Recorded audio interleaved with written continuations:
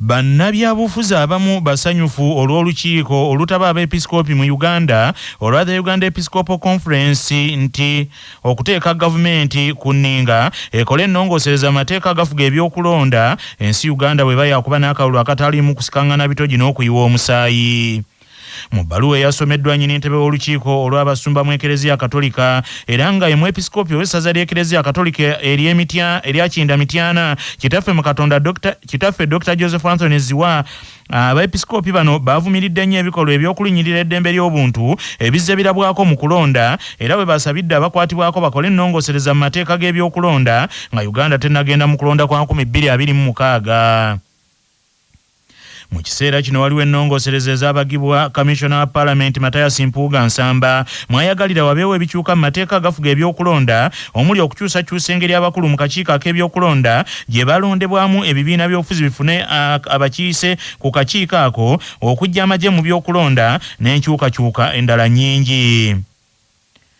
Kooti bwe yalinga eramula omusango gw'ebyokulonda ogwatwalibwa John Patrick Amama Mbabazi mu kooti mu 2016 eriko ensonga 10 ze yalambikanga ze zirina okukolebwa okukola enkyukakyuka mu nteekateeka z'ebyokulonda n'amateeka agabifuga Uganda bwe yakuba n'akalulu akalungi naye nga ne gye buli eno tezikolebwanga.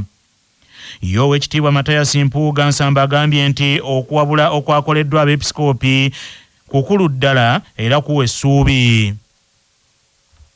Kulambika kulungi nnyo eri bannayuganda abagoberera era abafaayo. Ekyatuuse ku nsonga ya reforms baavuddeyo bulungi ne balaga nti emivuyo egimu egyetobeka mu kulonda kwaffe gyalambikibwako kooti ensukkulumu mu 2016 gyogeddwako bannayuganda abakulembeze ku ntendera egy'enjawulo n'olwekyo ekiseera kyayita dda okulaba nti ebyo ebyalagirwa bikolebwa.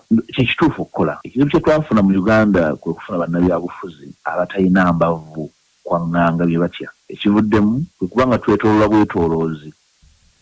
Ate ye amyuka president owa FDC atwala ekitundu ekya Buganda Yusufu Nsibambi yeebazizza abeepisikoopi olw'okulungamya kwe baakoze. Kulu nnyo era ya mulamwa. Ebbanga lyonna tubadde tusuubira abakulembeze b'eddiini batulambike mu nsonga nnyingi n'ebiseera ebisinga gavumenti eno n'ebagoba mu by'obufuzi ekintu ekitali kituufu. Kooti ensukkulumu mu musango ogw'abeesigye n'ogwaddako n'ogwa Maama Mbabazi ebadde ekyogera lunye ebigenda mu maaso mu kulonda tebiri biranguukufu era akakiiko k'ebyokulonda ne Parliament balina okukola amateeka agalaga ensonga bwe zirina okuba nga zirina okutambula ekitabaddewo. Kati abasumba bavaayo osanga President Museveni ne banne ne gavumenti eno eneebawuliriza. Ssaabawandiisi wa Jema Haji Katerega Muhammad akubye ku banne bwe bali ku ludda oluvuganya gavumenti bakozese eddoboozi limu bagatte ku eri abasumba okubanja ennongoosereza zino Uganda egende mu kulonda nga bannansi emitima gibali wamu. Ne buli mundu gwe tugezze tukyeta na gavumenti etukuba ekimoone. Jjukira bulungi mu nteekateeka yaffe ya IPOD amateeka gano proposal twazikola ne zijja kufula ya Parliament n'ekyo mukisa mubi ate zaakubibwa Maama Mbabazi eyali lead of government business then ate nga yali omu ku abo be twatulanga nabo mu IPOD. Lwekyo ku mulundi guno bwe banga abasumba bavuddeyo okugatta eddoboozi ku ddoboozi lya bannayuganda twetaaga okubeera nga eddoboozi eryo tuliwagira ate n'okuteeka gavumenti ku nninga okulaba nti nno ekigendwa kino kituukiriza. Sembyo juzi owekitiibwa Mpuuga abadde ng'atembeeta ekiteeso kino naye nga tebamuwa kutu. Endowooza okujja kw'abasumba ne boogera eddoboozi lya Katonda oli abantu banaawa ekirowoozo kino amatu.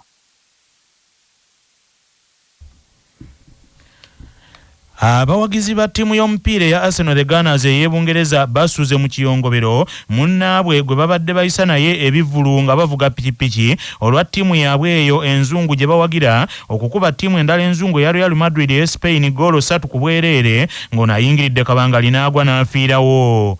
Bino bibadde ku kyalo Mafubira ku luguudo oluva ejjinja okudda e Kamuli ssaawa zibadde nga 6 ogw'ettumbi ng'omupiira gwakaggwa. Ono omuwagizi wa Arsenal abaire alivuga piki ye ng'akabobo n'omupiira wabeera abona omupiira gwa Arsenal ne Madrid yabona Arsenal ng'ekubye yava nga ali kusanuka ino yayikirira kuba Mafubira ano ku kalina yayikirira omusinde yatuuka wansi walere ku kamera y'omuzigiti ku Kyamanda yamala yayira ng'ali kwambuka. Poliisi omulambe gututte mu ggwanika ery'eddwaliro ejjinja gusobole okwekebejjebwa. Obulamu bwe bugagga kutuusibwako ekitongole ky'ebyobulamu ekikubiriza buli muzadde okutwala omwana we agemebwa omusujja gw'ensiri. Mu kugema gavumenti kweteekateeka okw'omwezi gw'okuna eddagala eppya erigema omusujja gw'ensiri lye rigenda okweyambisibwanga okutaasa abaana baffe babeere n'obulamu obweyagaza. Nnyini ntebe w'akakiiko ak'ebyobulamu n'ekikula ky'abantu mu Bwakabaka bwa Buganda Oweekitiibwa Dr. Richard Kabanda akubiriza bannansi bettanira okugemesa abaana omusujja gw'ensiri n'agamba nti gwa bulabe nnyo ku bulamu bwabwe. Oweekitiibwa Dr. Richard Kabanda annyonnyodde nti buli lunaku abantu emitwalo 3,200 be bakosebwa omusujja gw'ensiri nga ku bo abantu 16 be bafa buli lunaku nga ku bantu abo 10 baba baana. Tubulaba mu kiseera kino okugema kuno essira n'amaanyi gaffe gonna tugenda gateeka ku baana abato. Mu Buganda wano omwaka oguwedde gwokka ogwa 2024 abantu akadde kamu n'ekitundu be baakeberebwa nga balina omusujja gw'ensiri. Ate ku kadde akamu n'ekitundu abaana abato abawera ddala emitwalo 53 mu 2025 be baasangibwa nga balina omusujja. Richard Mande Kale Kiraabu y'omupiira eya Munnayuganda omukwasi wa ggoolo Dennis Masindo Onyango eya Mamelodi Sundowns eya South Africa yeesozze omutendera gwa semi-finals mu mpaka z'omupiira eza kiraabu ensajja ku ssemazinga wa Africa eza CAF Champions League ng'eno ewanduddemu kiraabu eya Esperance eya Tunisia mu kire ekikesezza olwaleero. Mamelodi Sundowns nga South Africa egudde maliri ne Esperance nga mpawo atebye munne naye nga mupiira ogwasooka South Africa Mamelodi Sundowns yawangula ggoolo emu ku ŋŋaŋa. Kati ku mutendera gwa semi-finals Mamelodi Sundowns egenda kwambalagana ne Al Ahly eya Misiri. Al Ahly nayo okutuuka ku semi-finals ewanduddemu Al Hilal eya Sudan nga bagudde maliri nga mpawo yayise na Muteebi naye ng'oluzannya olusooka Misiri Al Ahly yaluwangula ggoolo emu ku ŋŋaŋa. Pyramids eya Misiri nayo yeesozze semi-finals newandibadde ng'ekubiddwa FAR Rabat eya Morocco ggoolo 2 ku kiiso ky'embuzi nga naye Pyramids eyiseewo ku mugatte gwa ggoolo 4-3 kubanga oluzannya olwasooka yaluwangula ggoolo 4-1. Omupiira ogugenda okuggalawo omutendera gwa quarter finals gugenda kuzanyibwa olwaleero nga Orlando Pirates eya South Africa egenda kuttunka ne MC Alger eya Algeria ng'oluzannya olwasooka Orlando Pirates yaluwangula ggoolo emu ku kiiso ky'engege nga ayitawo olwaleero yagenda okuzannya ne kirabu ya Pyramids. Emipiira ku mutendera gwa semi-finals gijja kuzanyibwa nga 18 omwezi guno oluzannya olusooka ate baddingane nga 25 era omwezi guno. Al Ahly eya Misiri bwe bannantameggwa ab'empaka ezaasembayo nga bano era bakyasinze okuwangula ekikopo kino bakakiwangula emirundi 12. Mu katundu kuno kwe kwaffe n'ennono ezaffe ezaawano. Katumba mutabani wa Mulegeya bwe yamala okutuusa Kimera ku Bwakabaka nga bateesa ne Ssaabasajja Kabaka Kimera wa kyama byomere bisaato ye Katumba agenda azimbe ku bbira ewambaale w'abasinziranga okukuuma Kabaka. Okuva olwo yafuukira ddala empisa Mugema ne Kabaka obutabeeranga ku mutala gumu nga buli kifo Kabaka we yakubanga olubiri nga ye Mugema asomokawo omugga n'alyoka akuba embuga eyiye emitala w'omugga ogwo. Nga tugenda mu gebweru sooka ojjukire bino. Olwaleero ennaku z'omwezi ziri 9 omwezi ogwokuna ogwakafuumula mpawu omwaka ogw'2025. Bwe lwali bwe luti mu 1971 gy'emyaka 54 kaakano egyakayita. Ab'ebyokwerinda wano mu Uganda bagomba obwala mu musuubuzi Munnakenya John Maina ng'okuva olwo teyaddamu kulabika era amayitire ge amatuufu nze naawe. Ensonga zennyini entuufu gavumenti ya Pulezidenti Idi Amin Dada kwe yasinzira okukwata n'okubuzaawo John Maina na buli kati tezitegeerekanga bulungi naye nga gavumenti ya Amin yali ngole ddala ng'ekunukiriza kuweza myezi 3 mu buyinza. Byali biseera nga ekiwamba wantu n'ettemu ery'omulujjudde nga bitandikiriza okusimba amakanda mu Uganda nga mu myezi egyaddako gavumenti ya Kenya eyali ekulemberwa President Jomo Kenyatta yeekaajangira gavumenti ya Uganda nga yeemulugunya ku bannansi baayo abaali bawambirwa kuno wamu n'okuttibwa. amawulire okuva ebweru w'eggwanga gakutuusibwako mchad industries abakukolera mchad black tea amajani kawoomera ne mchad muchuzi mix akanzaali akazitoyenva bisange mu maduuka gonna essimu noti 75 noti 668 481. Omukago ogwa Kenya Kwanza ogwaleeta President William Ruto mu buyinza mu kulonda okuyise gwongedde okukubwa ekkonde vanyuma eryaso omutwe ekibiina ky'ebyobufuzi ekirala bwe kirangiridde tinakyo kigwabulidde anti bulijjo olwatiko olunaya senta mu lugiva mu ntobo. Ekibiina ekya Farmers Party ekisibuka mu Mount Kenya abakikulembera bawandiise ebbaluwa eri President William Ruto ne bamutegeeza nti mu nnaku 3 zokka okuva kati bakuva mu kagogo wa Kenya Kwanza nga balumiriza Ruto obunnanfuusi wamu n'okuseesetuka kw'ebyo bye bakkaanyaako nga bakola omukago.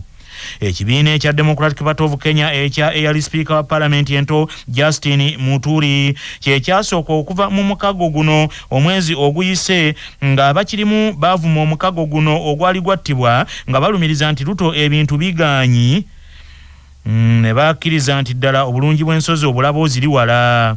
Webijjidde nga Ruto ne yali akulira oludda oluvuganya gavumenti ye Raila Odinga nga gubasaza mu kabu enswa nnene kyokka nga yayawukana ne yali omumyuka we kuba President Rigathi Gachagua era gw'abafasuna n'abaziba nga n'ennaku zino bawanyisiganya ebigambo ebizita ennyo.